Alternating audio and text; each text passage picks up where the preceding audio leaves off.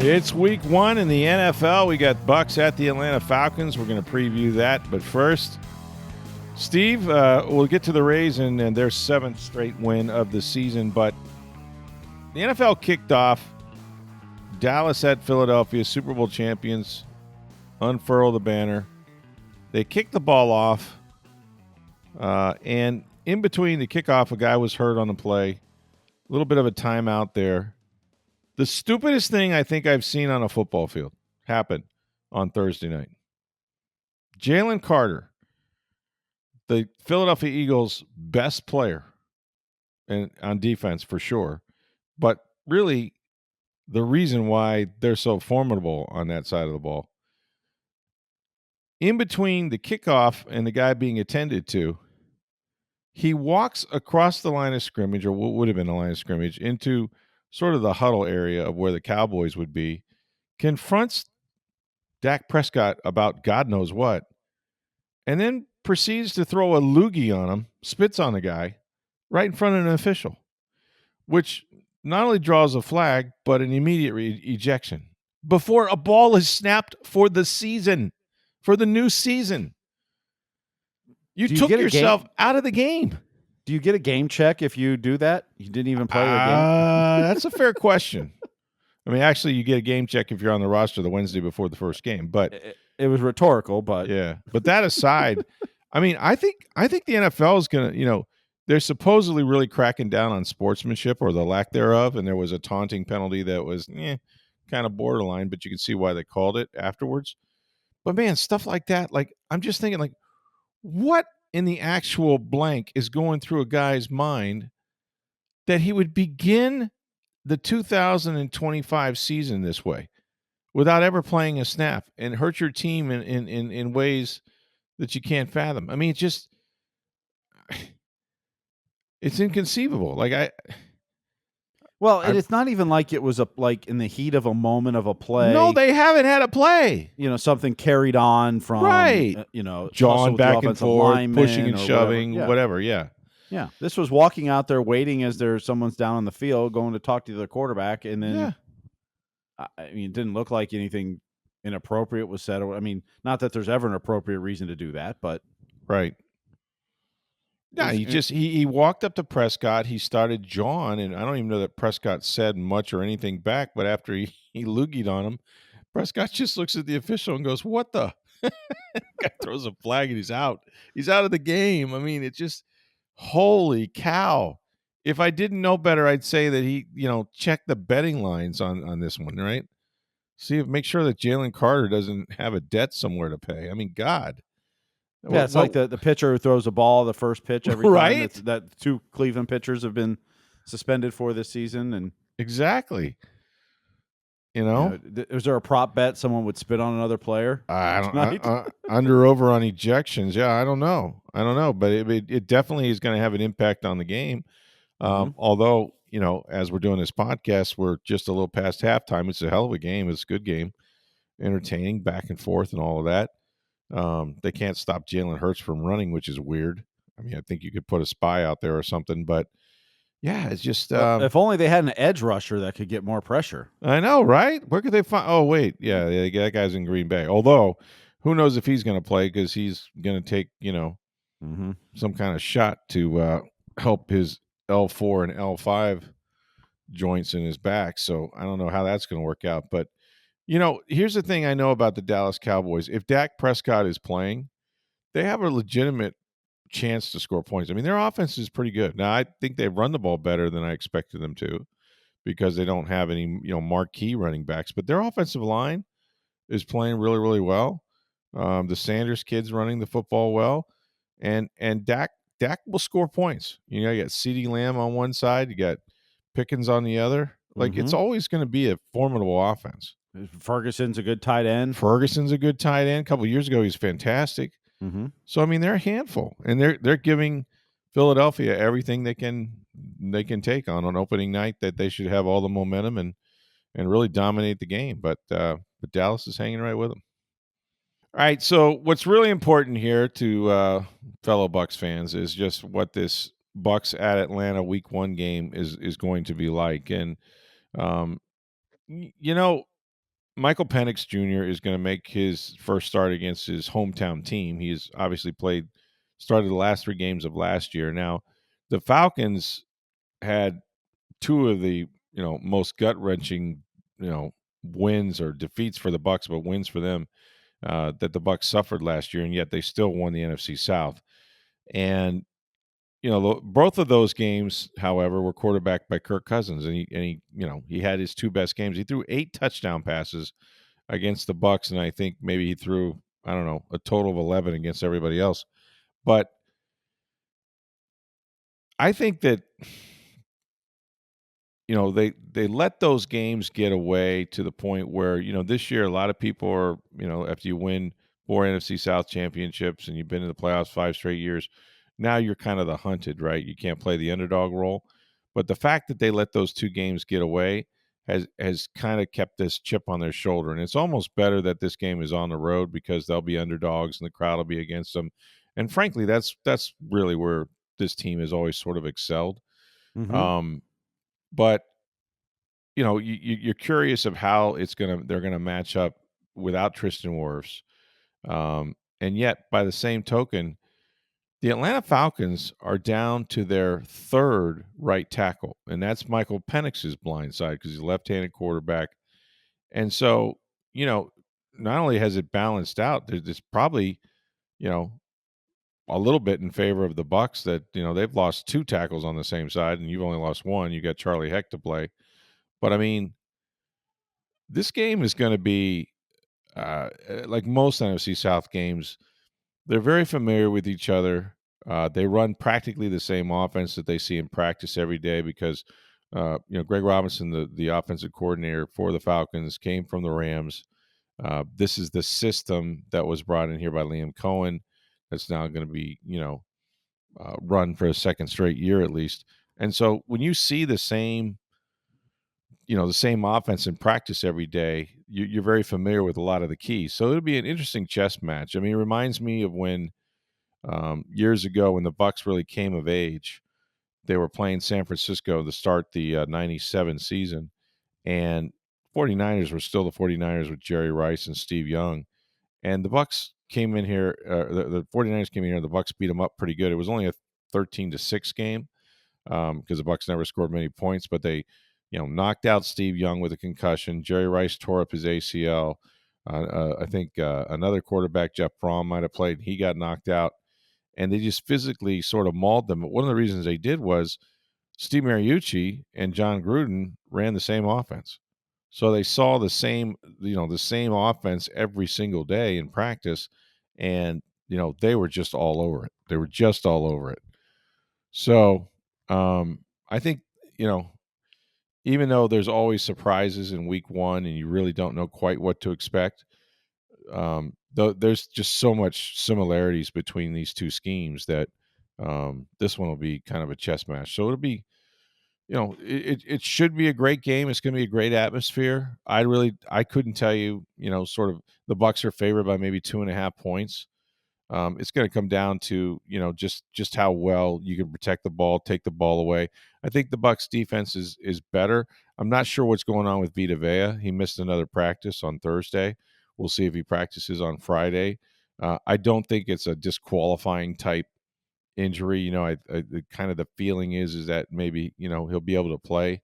But when you don't practice, that's a bad thing. And Todd Bowles told me when we were in Pittsburgh, when I sat down with him, he goes, the one player I can't play without is Vita Vea because there's nobody like him. He takes up too much attention from the defense, and you got to use 2 guys to block him every down and creates opportunities for everybody. So losing Vita would be tough. You haven't had Cansey to start the season the last 2 years. He seems to be healthy.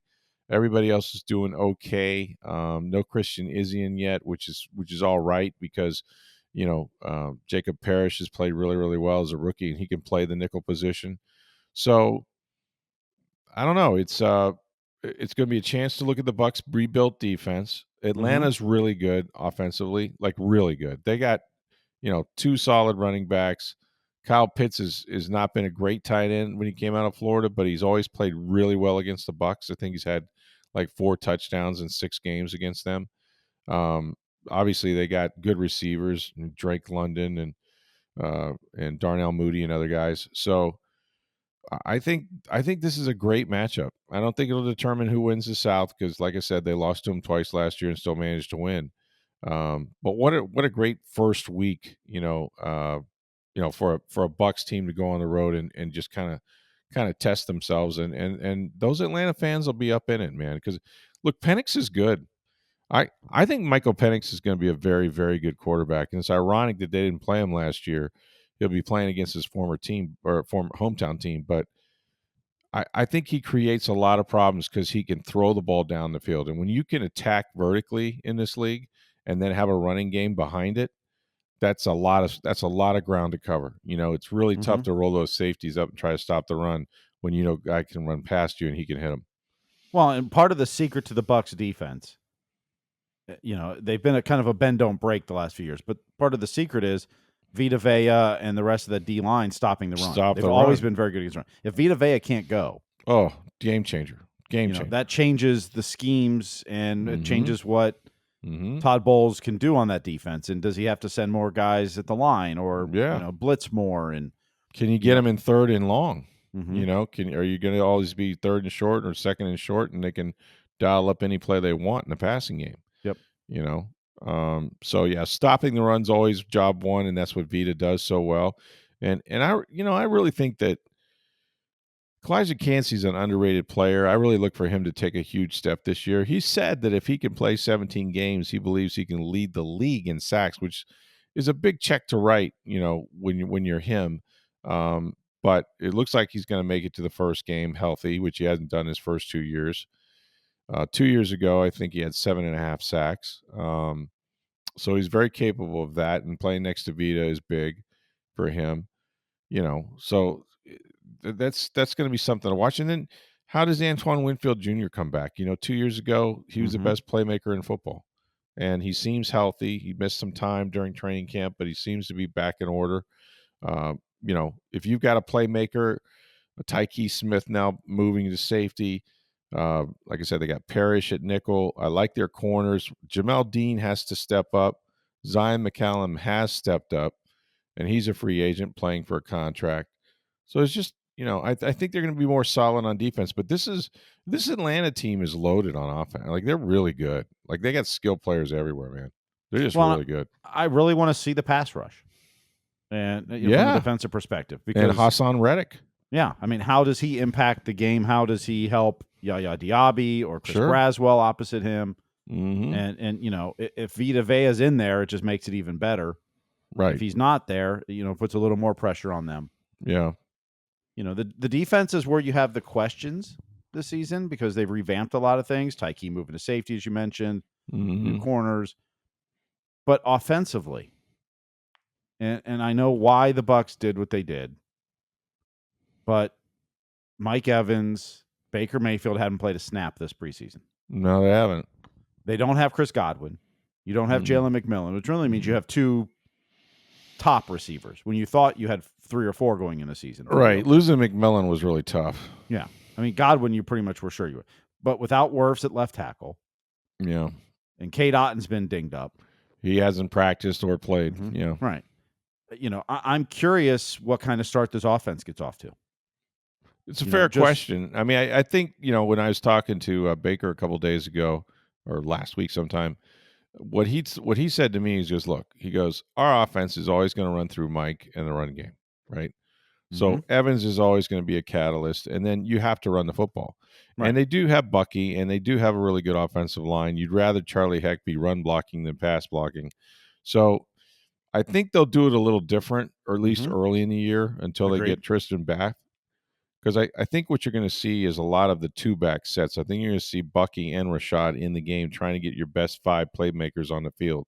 And if Rashad has to block, he blocks.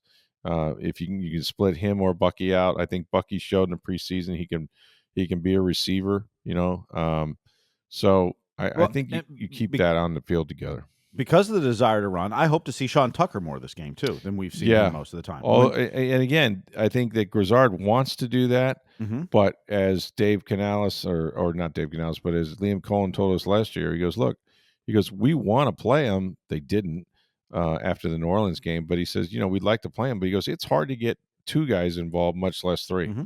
It's just really hard to get 3 guys involved, and yet I think Tucker is dynamic. I think eventually he could replace White in that role. Mm-hmm. We'll see how it goes. I mean, at some point you have to stick your face in there and block and be a pass protector and stuff like that. But he's explosive, and he's going to do some stuff on special teams as well.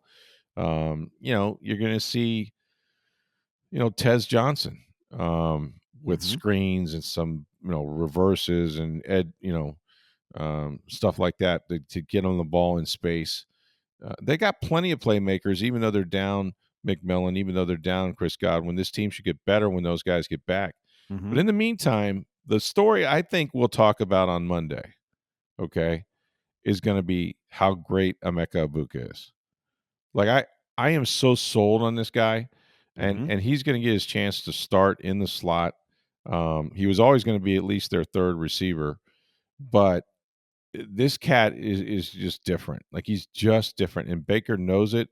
And Baker has said, "I've never seen anything like this from a rookie receiver before." He just absolutely, knows exactly what he's doing. Knows that when things don't go well, the little sixth sense that you have to have as a receiver and a quarterback is this: you can say, we're going to run this dig route. It's 12 yards, cross the field, stem it, whatever. But as coverage rotates, there's little spaces that you got to get to, and sometimes you cheat and get there sooner, or you kind of run through the zone to the other side. Like there's little nuances about getting open, but the quarterback has to see the same thing you do, and that's what Emeka has done so well. Is that not every route is perfect, right?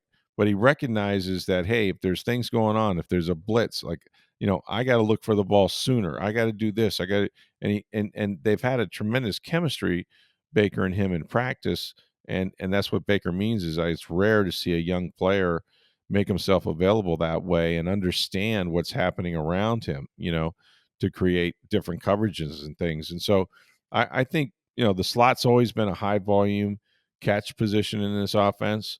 And so you could see Emeka having more catches. I don't know if Mike will have more yards or touchdowns, but I could see Emeka having more catches. And then it's up to the third receiver to really make it go. And that could be, it could be Shepard, I think, for sure. He'll probably be the most likely starter. And he's a veteran. He caught over 30 balls last year, and he's familiar with Baker, having played with him in Oklahoma and all of that. So that's sort of the way I think they'll go. You got Ryan Miller who can come off the bench and do some stuff, but predominantly it's going to be run the football, get Mike involved, have Emeka make some big plays, and then you got a handful to stop on defense. You're gonna have to stop that Atlanta offense somehow, and that's going to be interesting. Instead of the middle of the field being open the way it was last year, what does Servassier Dennis do? Does he cover the middle? Is Levante going to be fast enough? At his age, there's a lot of questions, but I think they've gotten better on defense.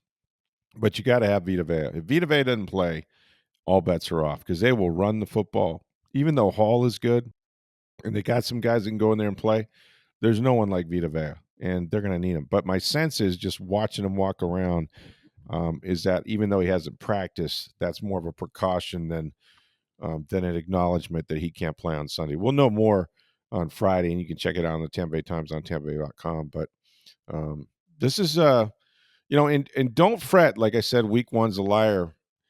I know this about the last 2 times the Bucs won a Super Bowl in 2002 and 2020. What did those teams have in common? They both lost to the Saints in week one. Both teams. John Gruden lost his opener, and of course, you remember Tom Brady going to New Orleans and losing to that empty dome up there. So doesn't mean you're out of it. And there's going to be 16 teams that think they're not going to win a game and going to have the first overall pick. But there'll also be 16 teams that aren't going to the Super Bowl that are 1-0, and the Bucs will fall somewhere in between. But this would be a big one because, again, it's a division game, kind of counts twice. And even having said that, they lost to him twice last year, still won the division, and still won 10 games. But, yeah, good matchup, really good matchup. Hey, we're going to talk about the Rays here in just a minute, but first, get on down to Breitling Boutique International Plaza Mall. You like NFL watches, perhaps? How about a timepiece that you've never owned before that you will love and treasure forever? Right now, Breitling Boutique International Plaza Mall is offering these Chronomat watches. They are NFL team watches while supplies last. All 32 teams have their own Chronomat watch with the team color on the face of the watch as well as the logos. These things are absolutely stunning. If you go to Breitling Boutique, and I was there just last week, they still had several NFL team watches, including a Buccaneers watch. Check it out. You're going to love it. And just check out the men's watches. You're going to get the best timepiece you can find. As I mentioned, also women's watches. These are sports watches. They're durable. They look beautiful. And your wife or girlfriend can pick out anything from an array of colors for the wristband. It's Breitling Boutique, International Plaza Mall. Make sure when you go, let them know that you heard about it right here on Sports Day Tampa Bay. Can we just acknowledge that the Rays are going to the playoffs now? I'm 7 in a row, baby. I mean, and it's a solid 7 in a row, right? They're getting ahead in games. They're pitching well, albeit Pete Fairbanks, not so good at the end, but give up a couple of bombs. But this team has all the confidence. It's funny how fast it turns, you know? I saw on FanDuel they had a graphic up during the 7-game win streak. Right. They're hitting 386 with runners in scoring position. Yeah, they are. The bullpen ERA is a hair over 2. Yep. Or the starters ERA is a hair over 2. The bullpen ERA is like 2.4. Mm-hmm. They've caught up 5.5 games in the standings in the 7-game win streak. That's impossible. They've gotten some breaks because some teams that they need to catch are losing. Well, they played Seattle, which is the team they're really trying to catch. They beat the team, yeah. They swept them. Times. So, but they're now just 2 games back because Seattle did not play on Thursday night. Crazy, man. 2 games back. And they're 2 games over 500 right now. Correct. With 22 games to play. I think, I'm spitballing here, but I think you got to win about 87, 88 games to make it. Well, that means, 88 games would mean you have to win 17 more. So right. Go 17-5. Something like that. Yeah. I mean, I don't think 85, 84, you're going to need a lot of help to do that. I really think you got to get closer to 90, which is still, they got a lot of work ahead of them, is my point.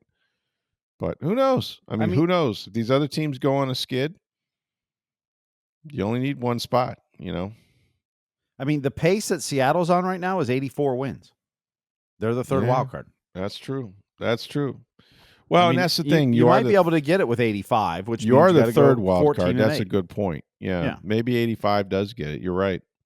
I mean, years past it didn't always happen, but this year it might because there's the top 3, 4, 5 teams, but the 6th team, like no one seems to want it. Yeah. No. You know what? Pencil them in. They're going to go. They're going to go. I know they're going to go. There's nothing that's going to stop them now. Ain't no stopping us now, as they said in 1979 for the Buccaneers. That's the way I feel about the Rays.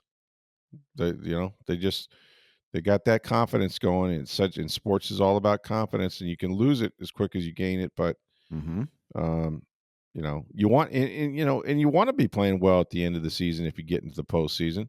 Look, I still remember the Arizona Diamondbacks getting the last spot and going to the World Series. Yeah, they didn't win it, but they freaking went. And that can happen. You just got to be playing the best at the right time. And everybody goes through slumps and everybody goes through hot spots, and you got to hope that it's trending up when you get in the postseason. And if it's not, and you lose 2 in a row, you're going home for the fall. See you in March or February.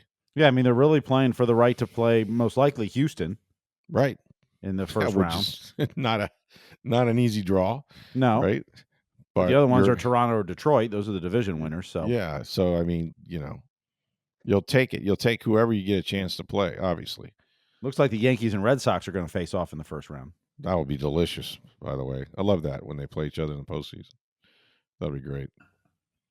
But yeah, the Rays are. Everyone wrote them off. Yeah. And sometimes that's what you need is just, hey, no one believes in us. Let's go. Well, they're better when the chips are down. Like they're the ultimate, sort of, underdog Yep. In every way. And they got an early lead again tonight. Yeah, that's what they've been doing. Mm-hmm. And Ryan Pepio, he was on the mound, I think. Yep. He threw the ball really well. Yeah. I mean, the only 2 runs were 2 solo shots in the 9th by Fairbanks. Yeah, right. Which Pete needs to iron some stuff out right about now, because that could cost you a ball game somewhere down the line. It's going to be like, as they go down the stretch here in 22 games to play, do you have faith in anyone closing out games? No. Griffin Jacks has not been what you hoped when you traded for him. Right. Fairbanks is struggling with the home run ball lately, even. Mm-hmm. Like, who do you trust in that back end of the bullpen? But they're getting it done. But, Pete Fairbanks had a 4-run lead tonight, so he had cushion. Right. If you're in a 1-run game and you need to win this to go to the playoffs, who do you trust back there right now? No, I know. It's going to be interesting how Kevin Cash handles this down the stretch. Does a Clevenger get an opportunity to close? Or, it's going to be interesting. Yeah. I mean, he'll play the matchups, but to your point, your best guys need to be throwing the ball the best, and that's Pete Fairbanks. So and right now he just seems to be struggling a little bit, as Jax has. Yep. But yet they've put together 7 games. Uceda's had some good innings on occasion.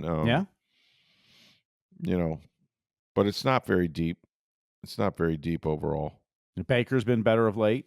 Yeah, he has. He got a kind of a rocky start after the trade. Part of me would love to see postseason baseball in that little ballpark. Well, we talked about that months ago when, would they play there, would they not? And then Manfred came out and said they would as they were falling out of the playoff race. As they were falling out, yeah. He said, you know what? I think they'll be fine. But now they're back in it. Oh, man, I know exactly where those auxiliary press boxes are going, into left field where there's a little desk in front of you.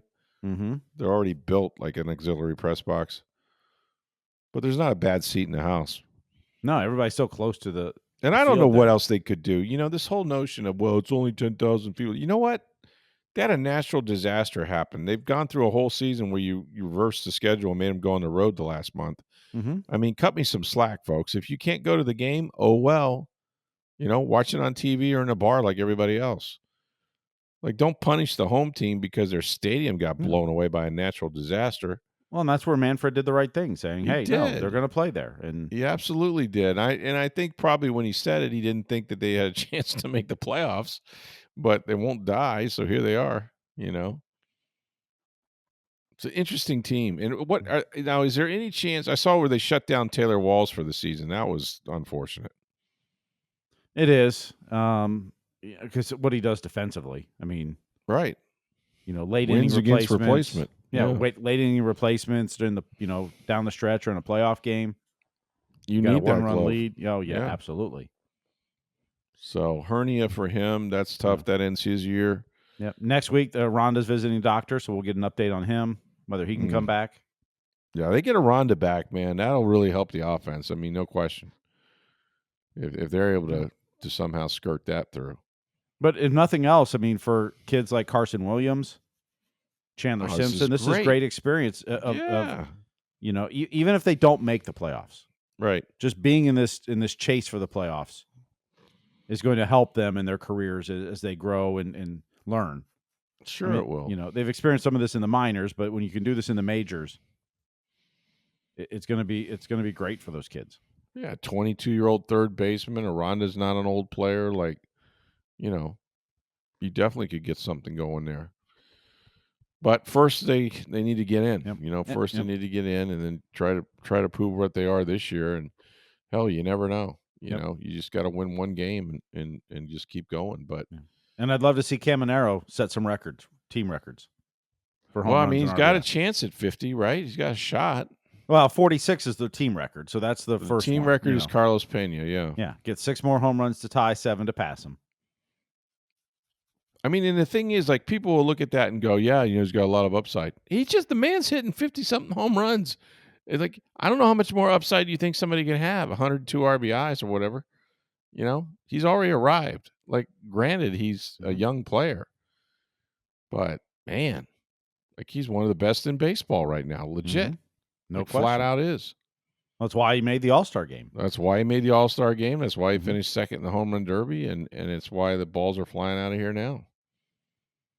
You know, they're resilient. I'll give them that, man. They are a resilient bunch because they could have given up the ghost a while ago and had every excuse imaginable to them, right? Mm-hmm. Playing in Tampa, away from the family, too much travel on the back end, gone for 14, 15 days, the West Coast, all that. But instead, they're out there, they're fighting. And Yep. again, that goes to Kevin Cash, right? That goes to Eric Neander. It goes to a lot of those guys over there. Just sort of set the tone for the organization. No, you never see them really panic, right? No, They they never don't. seem to panic.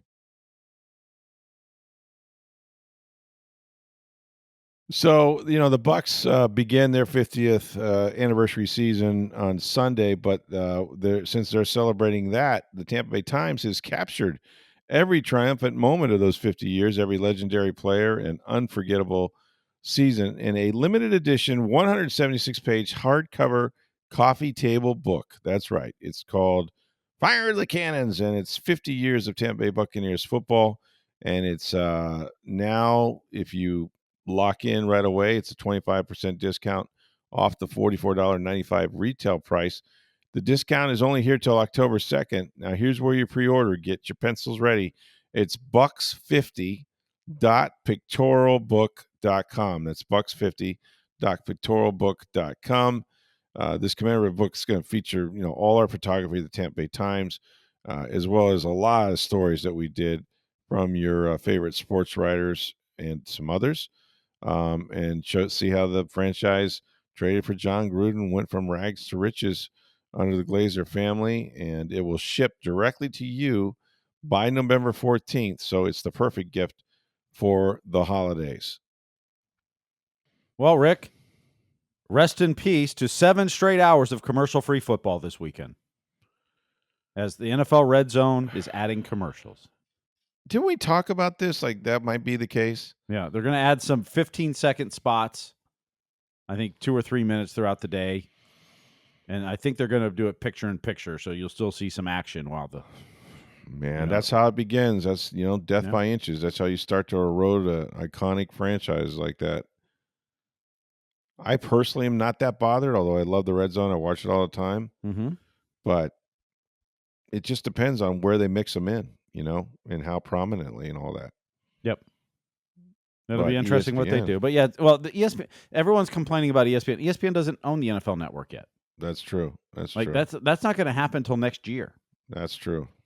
Like, this is the NFL doing this. Yeah, you're right. I know ESPN's getting the blame because they're buying the NFL Network and all that, Right. but that's got to go through the government and approval and everything else, and it's going to take till probably next summer at least till that deal's done. Yeah, absolutely.